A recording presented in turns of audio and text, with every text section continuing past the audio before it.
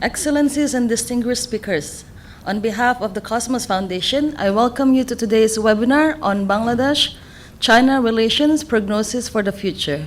Today, welcome remarks by Mr. Inayatullah Khan, Chairman of Cosmos Foundation, who will then hand it over to our Chair, Dr. Iftikhar Ahmed Chowdhury, to deliver his remarks. The keynote address will be delivered by His Excellency, Mr. Yao Wen, the Ambassador of China to Bangladesh, followed by our 6 distinguished discussants who will each speak for a duration of 10 minutes. Professor Kanti Bajpai, Vice Dean for Research, Lee Kuan Yew School of Public Policy, National University of Singapore. Mr. Lu Zhongyi, Senior Fellow and Secretary General of China and South Asia Center and Shanghai Institute for International Studies in China. Ms. Lailofar Yasmin, Professor, Department of International Relations in University of Dhaka. Mr. Lin Min Wang, Professor in Institute of International Studies in Fudan University in China. Ms. Li Hongmei, Assistant Research Fellow, Institute for International Strategic and Security Studies, China. Ambassador Tariq Karim, former Bangladesh High Commissioner to India and Ambassador to the United States and Honorary Emeritus Advisor. Thank you, and we very much look forward for the discussions today. I will now hand it over to Mr. Inayatullah Khan to commence our session. Today's event, which will focus on the ever-growing relationship between Bangladesh and China, is particularly timely, I believe, in the wake of Xi Jinping's new team assuming responsibilities at the top of the Chinese government, promising a newly proactive foreign policy. China's relations with Bengal began with civilizational contacts way back in the history. During the reign of the Qing dynasty in China in the 3rd century BC, Chinese scholars, monks, and traders frequently trekked into Bengal. Famous travelers like Fa Hien and Yuan Sang visited our parts of the subcontinent and left behind written narratives about our history, culture, and politics. Significantly, this was not just a one-way traffic. At the time when Buddhism flourished in Bengal, particularly during the rule of the Pala dynasty between the 8th and 11th century AD, Atish Dipankar, the scholar monk, traveled to China from today's Bangladesh to teach and preach.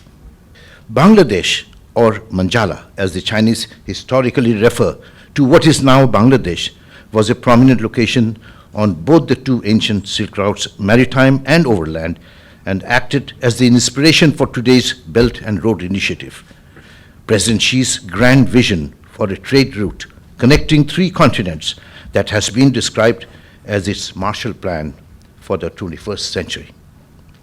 The eye-opening trip to China by Bangabandhu Sheikh Mujibur Rahman as a young politician in the mid-50s provides further inspiration for the lasting warmth in our ties.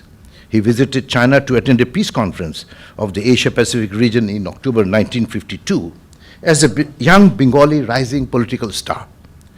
What had been called New China gripped his imagination. He repeated that visit and recorded his experience in the book titled Amar Dekha Noya Chin, New China as I Have Seen, which was reprinted in 2021.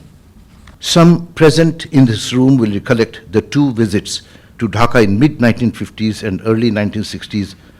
Again, Premier Zhou Enlai. No surprise, therefore, that the relations between Bangladesh and China were to eventually transform from close friendship into a strategic partnership.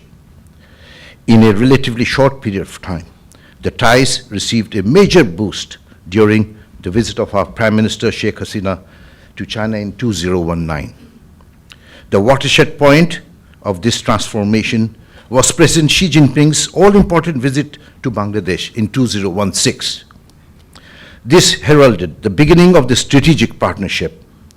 The outcome was commitment of an inward flow of Chinese investments through the Belt and Road Initiative and other projects amounting to nearly $40 billion US. This was roughly equivalent to 10% of Bangladesh's GDP. the largest external funds secured from any single country. China became Bangladesh's significant trading partner and foreign investor, also a major source of military hardware supplies. Chinese support during our fight against COVID-19 was remarkable. Our distinguished keynote speaker, Ambassador Yao Wen, has recently described our two countries as natural cooperative partners. He went on to add that our cooperation on economy and mega projects as the pillar of our bilateral relations.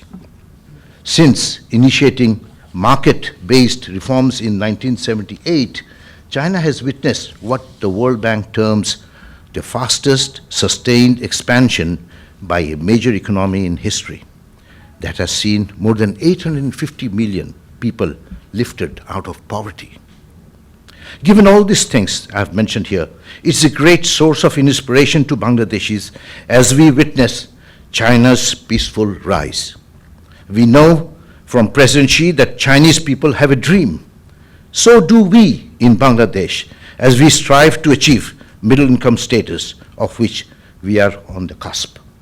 It's my firmest conviction that ties with China will continue to form the bedrock of our efforts to fulfill these aspirations. To chair and moderate today's session, we have Dr. Iftikhar Ahmed Chaudhry, a scholar diplomat, a former foreign affairs advisor during the caretaker government, who has also been a very active player for many years in this intricate regional diplomatic, political, and security interactions. It's a great pleasure that I invite him to conduct and chair the event. Over to Ambassador Iftikhar Chaudhry. Xie, thank you. I have recorded these in many published articles, my perceptions of the methods in the dragon's mood. So my focus today will be China and my perception of its behavior rather than on Bangladesh, which the audience is far more familiar with. While charting China's behavior pattern is not easy, the attempt may be worthwhile. Two Singapore-based analysts, extremely knowledgeable about China, Professors Wang Gong Wu and John Wong, have stated, and I quote, "It is not just the static complexity, but the dynamic changes and rapid transformations that make the task of analyzing and interpreting the developments in China a real challenge." The Chinese themselves believe their civilizational approach towards global behavior comprised the following: replacing mistrust through exchanges, clashes through mutual learning, and any false sense of superiority with coexistence in order to safeguard world peace and development. This is the basis which is framed in the concept by President Xi Jinping, known in Chinese as Zhongguomang, or China Dream. Very simply stated, and also in my assessment, China Dream comprises three main elements. First, equality, not necessarily in power terms, not just yet anyway, but in terms of negotiations with the United States. In particular, United States in particular, indeed, the historian Neil Ferguson had coined the term chimerica to describe it, and the West, with the West in general. Second, non-confrontation, which is achieving aims without engaging in actual conflict with adversaries. And the third is win-win cooperation, that is improving the quality of life of all concerned by mutually rewarding collaboration with others. It appears to all of us that China is rising. The Chinese saw this as Heping Zheche, or peaceful rise. Now, being even more careful and circumspect, the Chinese no longer talk of even peaceful rise, but only of peaceful development. Of course, established global powers see this rise of China as a threat. But Andre Gunder Frank once said that the only thing to fear about a rising China is the American response to it. On the other hand, Kevin Rudd urged China to build the harmonious world it seeks to by being a responsible stakeholder in the global order. Be that as it may, China is seen to be quietly pivoting itself in what it seems as an appropriate position for itself in the region and also in the globe. China fits its relations with Bangladesh, as with many others, into this paradigm. The significant points in terms of course, our bilateral relations has been the visit to Beijing in 2014 of Prime Minister Sheikh Hasina and of President Xi Jinping to Bangladesh in 2016, which saw a transition, perhaps from the all-weather friendship, as one would call it those days, into a strategic partnership.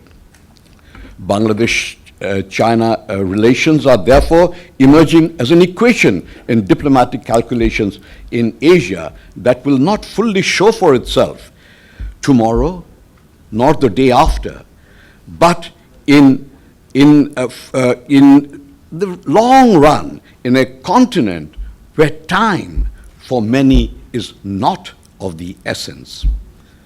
No wonder that once asked about the impact of history on the French Revolution of 1789, Zhou Enlai was reported to have remarked, "It is too soon to tell." Dear Mr. Inayatullah Khan, the Honorable Chairman of the Cosmos Foundation, Dr. Iftikhar Ahmad Chaudhry, the Honorable President of Cosmos Foundation, distinguished speakers and guests, ladies and gentlemen, very good morning. First of all, I'd like to thank the Cosmos Foundation for organizing this event. Mr. Khan is a figure with reputation in Bangladesh. He not only creates the business miracle of Cosmos Group, but also cares about the development of the country with sincere heart. Dr. Chaudhry is a highly respected scholar with significant merits and is well received in the international relation academia. I'm very delighted to have this dialogue with you and the fellow speakers today to charter the way forward for the Bangladesh relations. But before I start, I also welcome, we have a few distinguished young scholars come over all the way from China for this forum. They represent the best minds in China, especially in terms of South Asian studies. So dear friends, as a matter of philosophy, there are three ultimate questions for human beings. Who am I? Where did I come from? And where I'm going? The theme of the event today is prognosis for future. Before getting into this core issue, I'd like to talk about the key elements that define China-Bangladesh relations and to retrospect into its history, which would inspire our discussion on the future. First, China and Bangladesh both have a long history and splendid culture. We have been good neighbors and friends since ancient times, seeking knowledge, even if you have to go as far as China, said the Prophet Muhammad. For Bangladesh, China is not far away. Historically, there have been frequent exchanges between China and the land where Bangladesh is located today. Throughout the southern and sea routes of the Silk Road, there are many touching stories that have been passed on for millennia. 16 centuries ago, the eminent Chinese monk Fa Xian traveled through this part of the world to ancient India to acquire the Buddhist texts. Since then, the famous monk Xuanzang and the great navigator Zheng He also left their footprints on this land. Master Atisha made an incomparable contribution to the spread of Buddhism in China, especially in the region of Tibet. All we read from the history are friendly exchanges between the two peoples, with no clue of any single mention of hostility or conflict. Thanks to our ancestors, there is no historic issue or political burden left to bother us nowadays. Second, China and Bangladesh have comparable national conditions. In contemporary histories, we have both suffered from foreign invasions and colonial plundering. Our two peoples rebuilt our countries from scratch, and after a struggle of generations, eventually get back on their right track of dignity and development. That is why we both hold our national sovereignty and political independence so dear. China and Bangladesh are developing countries with larger population. The two peoples have a natural sense of closeness. We share similar worldviews and core values. At present, our countries are both in a critical period of development and revitalization. China has embarked on a new journey to build a modern socialist country in all respects, and Bangladesh is also graduating from the LDC's least developed countries from year 2026. In the face of various external risks and challenges, we need to move forward bravely and work together so as to ensure the steady and long-term development of our respective countries. Third, China and Bangladesh are like-minded in governance. We are both people republic that write socialism into our respective constitutions as a fundamental. I was told by many that after witnessing the significant change made by the new China, Bandung deeply planted socialism in his own mind and his successors. Domestically, we advocate the people-centered development and mobilize the initiative of the people, relies on their strength, and ensure that all share the benefits. In foreign relations, China pursues an independent foreign policy of peace, which coincides with the famous friendship to all nice towards now, dictums of Bangladesh. Fourth, China and Bangladesh have shared a national dream. Don't even underestimate the heart of a champion. As a widespread saying goes, both China and Bangladesh have made stunning achievements in history. Today, China is committed to building a modern socialist country in all respects by the middle of this century, thereby realizing the Chinese dream of great rejuvenation. Bangladesh is also working hard to implement the Vision 2041 perspective plan and to realize the Sona Bangla dream. Chinese President Xi Jinping has said many times that the national dreams of China and Bangladesh were collected with each other.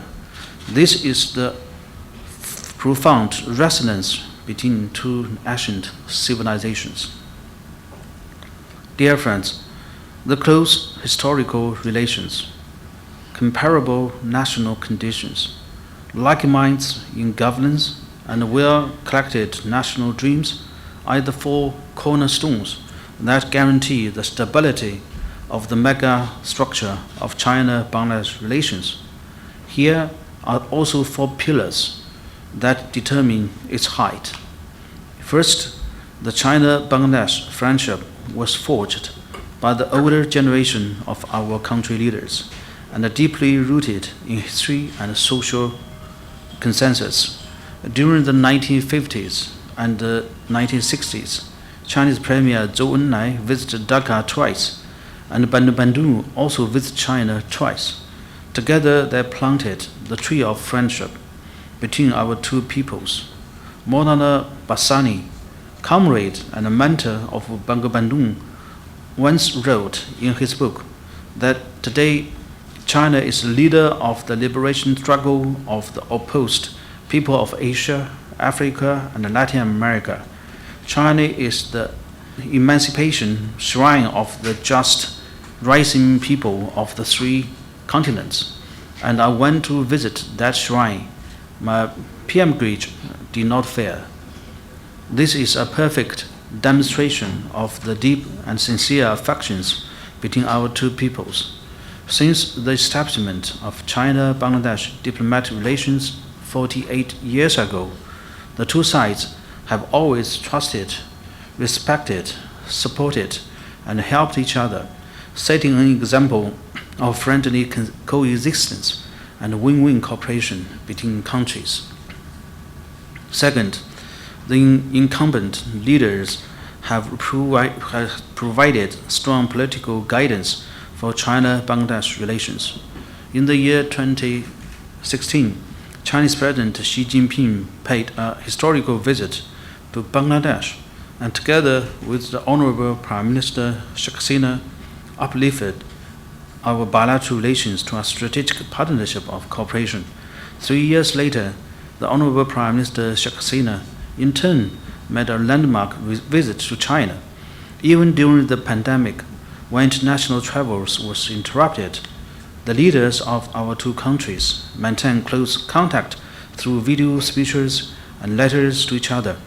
President Xi Jinping and the Honorable Prime Minister Sheikh Hasina extended their sincere greetings and congratulations to each other on the occasion of the Golden Jubilee of Bangladesh independence and birth centenary of Bangabandhu and the founding centenary of the Communist Party of China. When the Honorable President Mohammed Shachibuddin Trump assumed office, President Xi Jinping promptly sent a congratulatory message to him. The close exchanges between the leaders have set the tone for the development of friendly relations between the two countries. Third, China-Bangladesh cooperation truly benefits the two peoples. Bangladesh is the first country in South Asia to join the Belt and Road Initiative. BRI have become a household brand in Bangladesh. Many people can even pronounce it in Mandarin. The Chinese constructors help build one landmark after another. The Made in China label can be found in every bazaar. The Chinese high-tech kids lead the fashion of digital development in Bangladesh. More and more young people go to study in Chinese universities and pursue their career in Chinese companies. An increasing number of Chinese entrepreneurs come and invest in Bangladesh. In these interactions, people of the two countries have established a profound friendship. Many of them fall in love and get married. So China-Bangladesh cooperation brings not only tangible material benefits, but also a close mentioned collections. Fourth, China and Bangladesh have always firmly supported each other on issues of co-interest. We both pursue independent diplomacy for peace. We support each other in safeguarding sovereignty, independence, territorial integrity, and national dignity. We coordinate and cooperate in regional and international affairs and jointly oppose external interference. We have never accused each other on issues such as democracy and human rights. China appreciates Bangladesh's long-term and firm support for the One China principle.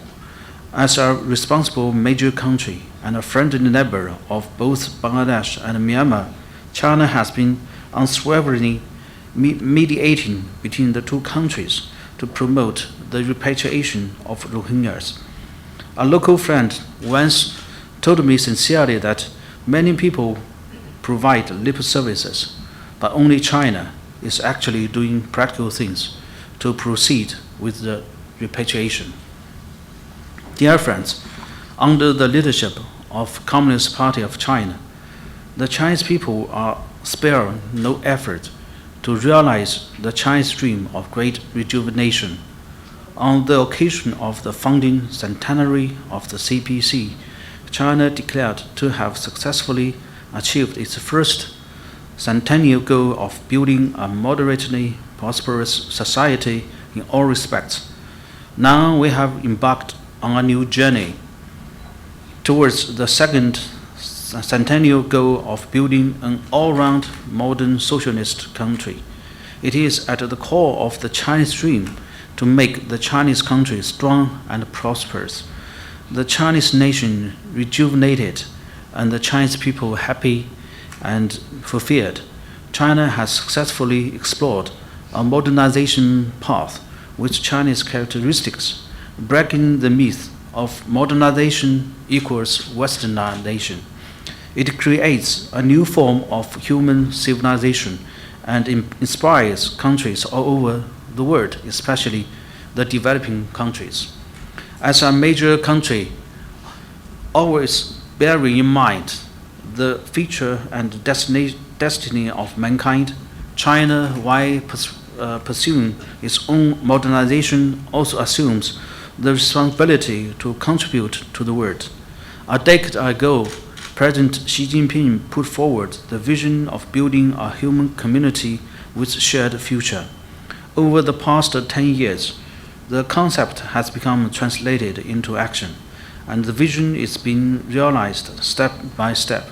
Now it stands as a pillar to sustain world peace and stability, and injects strong impetus into promoting global development. The 20th National Congress of the CPC clearly listed the promotion of building a human community with shared future as one of the key features of Chinese modernization. No matter what stage of development it reaches, China will never seek hegemony, engage in expansionism, or seek out sphere of influence. Instead, China is committed to taking the road of peaceful development. China will always be a builder of world peace, a contributor to global development, a defender of international order, and a promoter for human progress. The Chinese people are willing to join hands with the people of the world to create a better future for mankind. Dear friends, the Chinese people cherish peace. We do not covet the rights and interests of other countries. In the meantime, no one should ever undermine Chinese stability and security. We will never trade off our core interests. Taiwan is an inalienable part of Chinese territory. The reunification of the motherland is a common aspiration of Chinese people on both sides of the Taiwan Strait. The One China principle is a long-standing international consensus, which serves as the political foundation for China's relations with other countries. Any action to challenge the One China principle or to counter China's reunification progress will be resolutely frustrated. Any attempt to support the so-called Taiwan independence separatists is against the trend of history and will definitely end in failure. The Chinese people want to maintain peace and stability across the Taiwan Strait more than anyone else. In need to safeguard our national sovereignty and territorial integrity, however, we want also reserve our right to resort to all necessary means. Dear friends, the world today is undergoing major changes unseen in a century, and the pendulum of prosperity is pivoting to the east. Both China and Bangladesh are facing unprecedented opportunities and challenges. What is the future of China-Bangladesh relations? This is a question we must answer. I'd like to share some of my own sights. First, China and Bangladesh should continue to firmly support each other in following a development path that suits our respective national conditions. The modernization of both China and Bangladesh involves a huge population. We should always bear reality in mind as we address issues, make decisions, and take action. We should adhere to the path of peaceful development and refuse to trade the other path of war, colonization, and plunder taken by some countries. Standing on our own feet, both China and Bangladesh have made a miracle of rapid socio-economic development that attract the attention of the whole world. China respects Bangladesh's choice of its own development path and is willing to strengthen strategic communication and mutual learning with Bangladesh on this basis. China and Bangladesh should continue to support each other on issues of conscience and say no to foreign interference with one voice. Second, China and Bangladesh should deepen the strategic partnership for cooperation and explore new growth points. This year marks the 10th anniversary of the launching of the BRI. 8 mega projects in Bangladesh, such as the Badma Bridge Railway Link project, will be completed and put into practice. The construction of the Rajashahi surface water treatment plant project will also kick off, while implementing the outcome of the high-level visits of 2016 and 2019 and deepening cooperation on the BRI. China is willing to work with Bangladesh to continue exploring cooperation opportunities under the Global Development Initiative, the Global Security Initiative, and the Global Civilization Initiative. In particular, we are willing to promote upgrading of industries and the digitalization process in Bangladesh and to improve the quality and the competitiveness of Made in Bangladesh. The Chinese side has noticed the Indo-Pacific outlook of Bangladesh released recently, and I believe that many of its ideas are similar to those of China. China supports Bangladesh in playing a more active and more significant role in regional and international affairs while preserving its own policy of independence. Third, China and Bangladesh should make our relations a model of friendship among developing countries, thus make our contribution to the building of a human community with shared future. We need to deepen friendship, mutual respect, mutual trust, and convergence of interests, set a model of good neighbors and friends, and safeguard the common interests of developing countries. We should advocate an open global economy and promote trade and investment liberalization and facilitation. We should oppose protectionism, the erection of fences and barriers, decoupling and unilateral sanctions.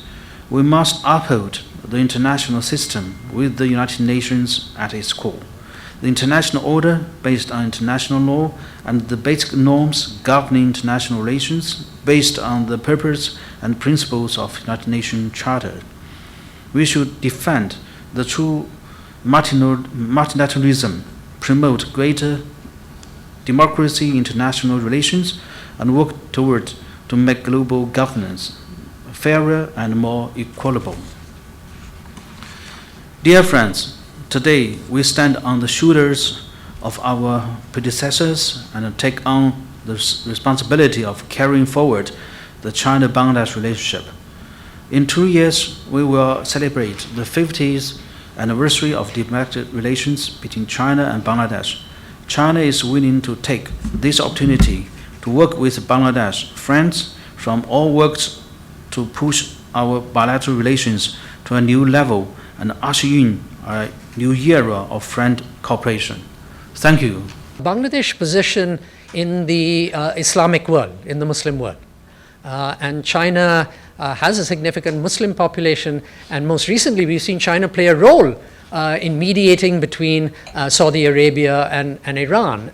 And clearly China is playing a bigger role in the Gulf and even the Middle East. It seems to me that Bangladesh is well placed to have a dialogue with China on Middle Eastern and Gulf issues, and of course, organizations such as the Organization of Islamic Conference, the OIC, where Bangladesh plays a very important role. So, my first point is there are opportunities, diplomatic opportunities, arising out of Bangladesh's several bridging roles. The second point I think that I wanted to mention is the environment. Obviously, both China and Bangladesh are going to be very severely tested by climate change. Amongst the countries that will be most affected by climate change, both are up there, unfortunately. But both could work together on dealing with climate change, on adapting to climate change, but even on mitigation issues. China has enormous strengths in renewables, which it is sharing increasingly, and at very affordable rates all over the world, including in India. India has purchased renewables from China. So I think that one of the areas of collaboration is in the area of renewables, in the area of how to adapt to climate change, how to bring in new technologies to mitigate climate change. Of course, there will be severe challenges ahead if sea level rise occurs, particularly in Bangladesh and in coastal areas in China. And I think there's much to be learned from on both sides on how to deal with climate change. Of course, as a middle power, Bangladesh is a significant player in climate negotiations, and China, of course, is a very important player in those negotiations. So it seems to me there's also the possibility of China-Bangladeshi collaboration in global climate change negotiations and regional climate change possibilities. The first opportunity, I think, is diplomatic. And I'm thinking here, we were talking yesterday about Bangladesh's bridging role. And it seems to me that China and Bangladesh could build on this possible bridging role of Bangladesh. What are these bridging roles that Bangladesh could play? The first is a kind of middle power bridging role. Bangladesh is ascending not only in terms of its economic role, but it seems to me as it does so, it's also ascending as a diplomatic power. The feature of middle powers is that they stand between very big powers, the great powers, the superpowers, and smaller powers. Like the middle class in a society, which can speak to the, as it were, upper class, but also communicate very well to those less advantaged below them, I think middle powers have a very interesting and important role in the international system. And I think Bangladesh increasingly occupies that role, being able to credibly engage very big powers, but also represent the interests of those that are smaller and less advantaged in the international system. And I think it's a mark of middle powers that they insist on the role of international institutions, international law, international norms, and conventions, because those are protective of the interests of middle powers. So it seems to me the first bridging role where China and Bangladesh could work together is in Bangladesh's bridging role in connecting to Bangladesh in international institutions in support of international rules and norms and conventions. So I think that's one bridging role. A second bridging role that we spoke of yesterday was the possibility, and Inayat and others have talked about it in Bangladesh, Ambassador Tariq Karim as well, the bridging role possibly, and Inayat mentioned it just yesterday, of Bangladesh as a kind of informal bridge between China and India. I think these two powers share interests, they also have their differences, and it seems to me that Bangladesh is quite well placed, informally, I stress, because both China and India have their own bilateral engagements, but there's always place for a third party to informally help both powers think about international issues and perhaps even bilateral issues from a different and South Asian perspective. Another bridging role comes out of geography, which is that Bangladesh is at the pivot, as it were, of South Asia and Southeast Asia. And China has significant interests, obviously, in both regions. And it seems to me that as Bangladesh grows as an economic power and as a diplomatic power, it will become more and more relevant to Southeast Asia. It's already a member of the ASEAN Regional Forum. And I think here again, be interesting to see in the future how China and Bangladesh connect to each other in connecting these two regions more thoroughly. The Bay of Bengal opens onto both South Asia and Southeast Asia, especially Myanmar, Thailand, Indonesia, in Southeast Asia. And China, of course, has major interest there. The Chinese Navy is in the Bay of Bengal, Indian Ocean increasingly. And of course, China has a very historic, long-term relationship with Southeast Asian country. So it seems to me there's another sort of bridging role that Bangladesh plays there.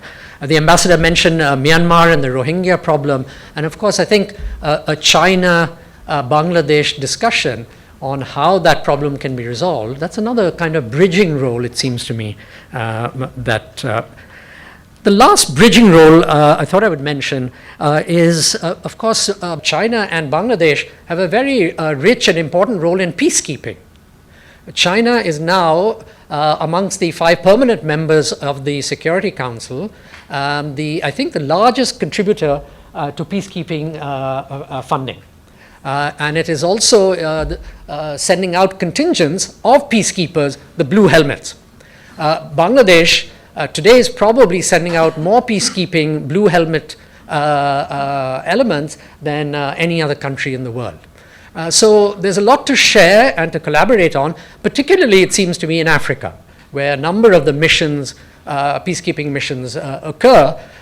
China, we know, has significant interests in Africa and has played a peacekeeping role in that continent, as has Bangladesh. So it seems to me in the area of non-traditional security, both have an outward-looking cosmopolitan view. This is the Cosmos Foundation. The core of that is the word cosmopolitan.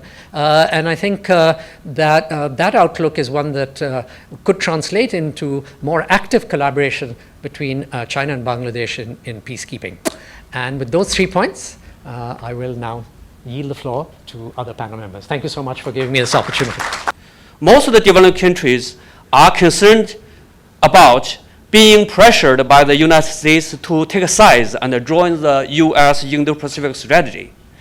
This can be understood because developing countries are more concerned about the impact of climate vulnerability, the access to advanced technology and capital, and the need for better infrastructure, healthcare, and education systems. The increasing global instability in geopolitical, economic, and financial aspects will pose a threat to them in addressing these challenges.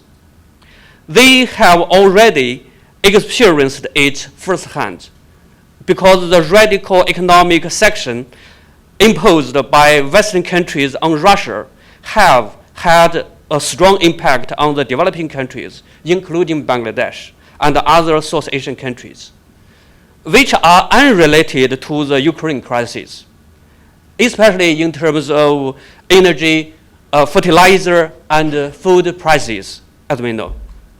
For smaller and medium-sized countries in South Asia, the pressure comes not only from the United States, from the global hegemony, but also from the regional hegemony.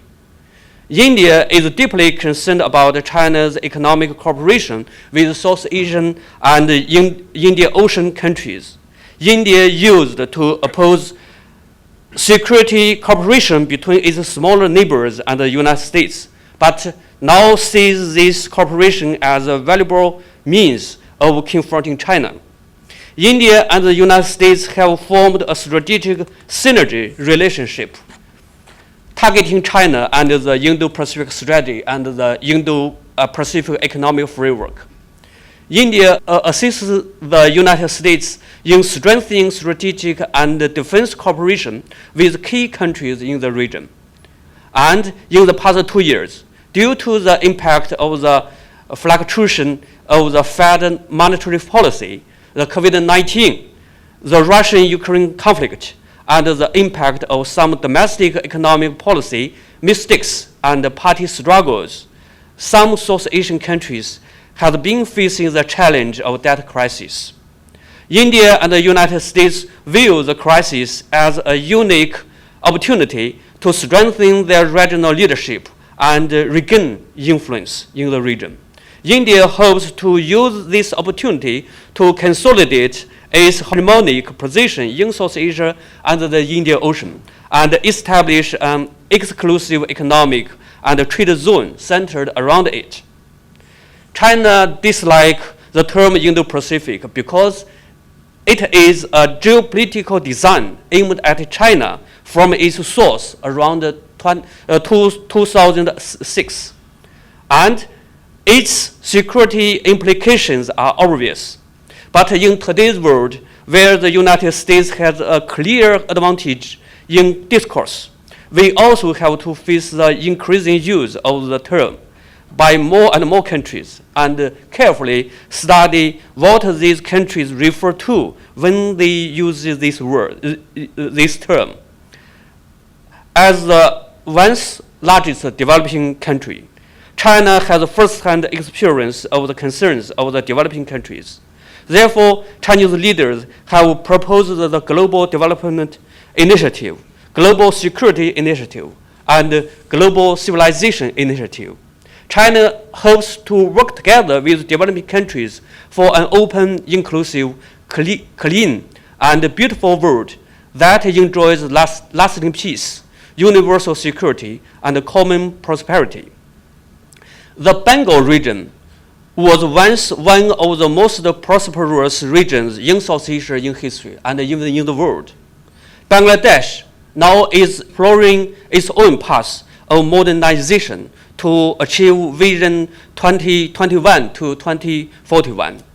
Due to the political consensus on opening up and finding advantageous industries suitable for the country, Bangladesh's economy has developed very fast in the past decades.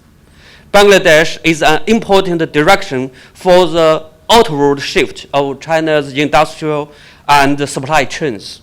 China and Bangladesh have become an inseparable part of the Asian industrial and supply chains, which is a fundamental guarantee for the economic prosperity of both our countries. China and Bangladesh should work together to maintain regional security and stability, as well as the stability of the Asian industrial chain and supply chains. China-Myanmar-Bangladesh economic corridor is a way for this, I think. In the exploration of modernization, China has some beneficial experiences and is willing to share them with developing countries, including Bangladesh, especially in areas such as flood control and drought prevention, poverty reduction and disaster relief, river governance, and urban river sewage treatment that Bangladesh particularly needs. China and Bangladesh can further strengthen cooperation and exchange, I think. Thank you very much. I stop here. Since the 1980s, China has adopted its non-aligned policies. But what I think China was seeking is cooperation with Bangladesh. It's a relation just like cooperation without any limits, and cooperations in all areas, which was not limited just to economy. And actually, we can see in the last 10 years, the close economic relations with China actually has bring great benefits to Bangladesh. Bangladesh joined the BRIs, and now more and more United States companies, more and more Japan companies, they pay more attention to Bangladesh markets. And then I find that Bangladesh has more bargaining powers with the Chinese company, with the Japanese company, with the United company. So this is a benefit. This is really benefit to Bangladesh. I think it's also benefit to Chinese company because you have to be a survival in a competitive markets for Chinese company. The third point I want to say is from the bilateral levels. I cannot imagine any issues, any problems between China and Bangladesh. I still remember several years ago when I visited Dhaka, one of my Bangladeshi friends talking to me, he said, the only problem between China and Bangladesh is China-Myanmar's relations. He said, because China-Myanmar have so close relations, so this is the big problem for China-Bangladesh relations. But I think actually it's not the problem. China-Myanmar relation is not a problem for China-Bangladesh relations. Actually, it's good, and also it's really good for China can play its role as the mediators between these two countries.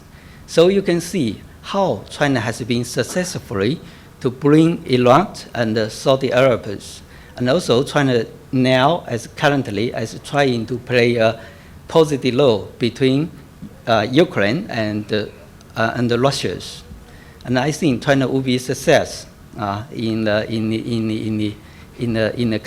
coming years, maybe I guess. So and also I think for China has a good relation both with Bangladesh and also with Myanmar, then China can play a big role and play a neutral and a positive role between your two countries. So I think because of time limit, I think I should stop here. Thank you. This is my first time to come Bangladesh, and yesterday when I just on the street to come to the hotel, I'm very surprised by the development of the Bangladesh because I think I find that there are so many construction sites on the road and the building and also the road. So I think this is the land full of the hope in the future, and Bangladesh also try to find every opportunity in the future to develop the economy. And I think that's very great. But we must look at the global picture, and because we know that actually now we will find that there are two phenomena are very popular now. The first is the geopolitical competition of the great powers. And I still remember that the very famous scholar just Fukuyama said that the 21st century is not the geopolitical competition century, but it's the identity politics century. But I think that actually now there are two phenomena. Now the geopolitical competition is come back. The China and the U.S. and also the Russia and the U.S. And besides that, the identity politics is also is another formula. And you will find that the Hindu nationalism and also the populist in other countries and also America first and India first and other anything. So this is the world full of uncertainty as also full of the turbulence. And now today I would like to just introduce some of my research about the America's just policy in the South Asia, and I would like to just give the three of my my findings. First, I find that actually just the America just comprehensive strategic contraction from Afghanistan, and we know that after the America just strategic withdrawal from Afghanistan, now the strategic importance of the Afghanistan and also the Pakistan also north for the America, and this is totally different from the after the 9/11. We know that. I still remember in 2017, the Trump administration suspended the military aid to the Pakistan, and now it has never just returned. And we also find that the Trump administration and also the Biden administration gave just a cold shoulder to the Pakistan. So Pakistan and the U.S. relations have very close to the U.S. Their strategic attention to the Afghanistan. So now these two countries also for the America, their strategic importance has been ignored. And this is the first characteristic. Second one is now the India is have now the India is get the America's full support. And no matter just in the national strategy of the U.S. or the Indo-Pacific strategy, we will find that U.S. still continue to support the India's rights and also support the India's leader in the South Asia and also in the Indian Ocean. And you will find in the national security strategy, we will also find that actually, just after the end of the Cold War, especially in 2004, the India and U.S. relations started development.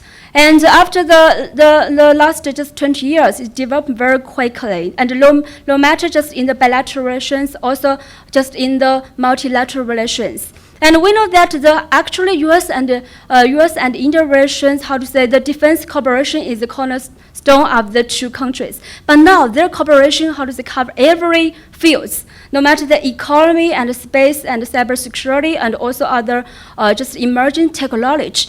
So their relations, develop very quickly because now India is a very key pillar of the Quad. I've also a very strategic, just supporter of India's of the U.S. strategic importance in the Indo-Pacific. So that's the time for all the India. And last one, and I find that now the last second is. America also pay more attention to the Bay of the Bengal. If you look at the Trump administration's their policy, you will find that in 2018, and the Trump administration released an initiative on the Bay of Bengal and tried to focus on the Bangladesh, Sri Lanka, and also the Maldives, because these all three countries are also joined the BRI, and also they are also very important for the America, just their division of the Indo-Pacific. Because according to the Biden administration, they're saying we will just focus on every corner of the Indo-Pacific. So in the future, the Bay of the Bengal will also very important for the just the U.S. That's why no matter the Biden administration, also the previous Trump administration, put more strategic emphasis on this region, and they also increase more the security assistance and also the development assistance to this region, and focus on the construction, the security capacity building, and also on the just infrastructure construction, also on other the disaster relief list. So we will find that in the future, maybe this just area will full of the competition, or will full of the opportunity anyway.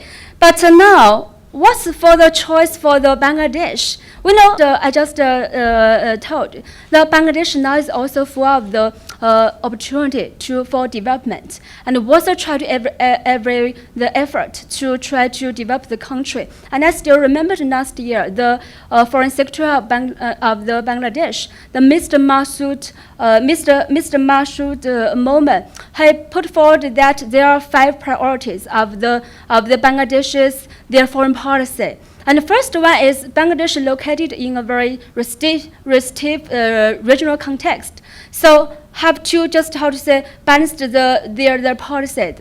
And I also noticed that now the foreign policy of the Bangladesh actually transferred from the development cooperation to the comprehensive strategic management. So I think that maybe this is also talk about the how to hinging around the different great powers, and also talk about the foreign secretary also talk about the multilateralism.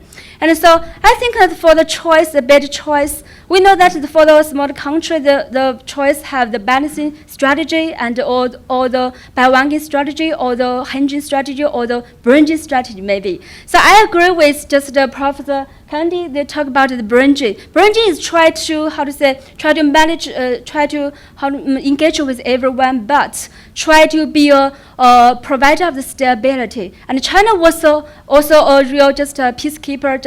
Just now they talk about, because China just President Xi Jinping just put forward three just initiatives: the global development initiatives and global security initiatives and also global civilization initiatives. I think that we can find more words and we can find more just common work in the future, because we also want to this area be a development land, also full of the development and full of the hope, and try to cooperate more and try to Bangladesh also try to bridge with every partner, every side, but not involve the great power competition in this area. And so we hope that we can just join hands in the future in the every just area, and we can just try to realize all of our dream, just the Chinese dream and also the Bangladesh dream. Okay, thank you everyone.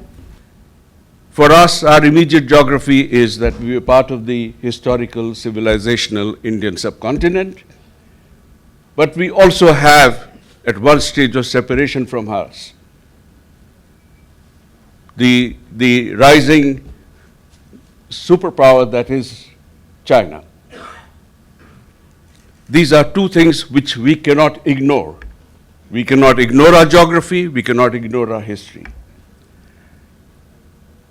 Then we come to the aspirations. Where do we go with this history and geography? And I think it's encapsulated. I had the privilege of being in the formative stage of a foreign policy in the early 70s. Where we are and how we had evolved to be what we were determined the nature of a foreign policy. Respect for sovereignty of all nations. Respect for the principle of non-interference in any other nation's including my own, respect for territorial integrity, and this is something which came from our history from before our birth, the commitment to non-alignment, which was a reaction to the aligned world which people sought to divide the world into. And we didn't want to be part of that. We didn't want to be part of that Cold War. In a sense, our birth was midwifed by the Cold War, and we wanted to get away from that. In today's world, the same principles apply, except I would say non-alignment, I would describe it more as an active and interactive neutrality. We still want we want good relations with everyone. And of course, China has been a partner in helping us in our aspirational ambitions. Our geography makes us naturally a bridging nation. This is historical. We have been a bridging nation even before the new post-colonial New Westphalian states that emerged after 49. And we will continue to be so in the present work. Bengal was rich and prosperous because of its location, and we are the inheritors of that Bengal. That's how we look on ourselves. I used the word yesterday that we are actually a middle power, but not in the sense of a power with military strength. We are a middle power because we have gravitas from our huge population. It's 170 plus million people crammed into a small space, almost half of whom comprise the youth dividend that gives us the ability to have such high rates of growth and such quick transition into economic power. We want to continue on that. if we are a bridging nation, the bridges that China has helped us to bridge, and right now the most important bridge it is helping us is developing the railway line over the Padma Bridge. That's the second layer of the bridge. These are not bridges to nowhere. These are not bridges which have dead ends on east or west. We are the natural bridge between South Asia and Southeast and East Asia, have always been so. That's what geography dictates us. We connect the look-east aspirations of India with the ancient looking west aspirations of China. Your Journey to the West, the famous book, which I had the occasion to read when I was posted in China, is an encapsulation of that. And we are here to try and make that happen. We are part of the bridge. I look on ourselves as the western span of this bridge. The eastern span is Myanmar. And I think for both India and China, having this bridge operational requires that we have good relations between Myanmar and Bangladesh. And that is where you play a major role because of your proximity and your connections with Myanmar. How do we go? Where do we go from here? I think we keep developing these relations in our own way with active neutrality, positive neutrality with every nation with whom we build friendship. On the basic founding principles we established, respect for the sovereignty of all nations, respect for the territorial integrity, non-interference in the internal affairs of each country's aspirational roles, and that's how we go forward. I'll stop here. Thank you very much for your time. Thank you.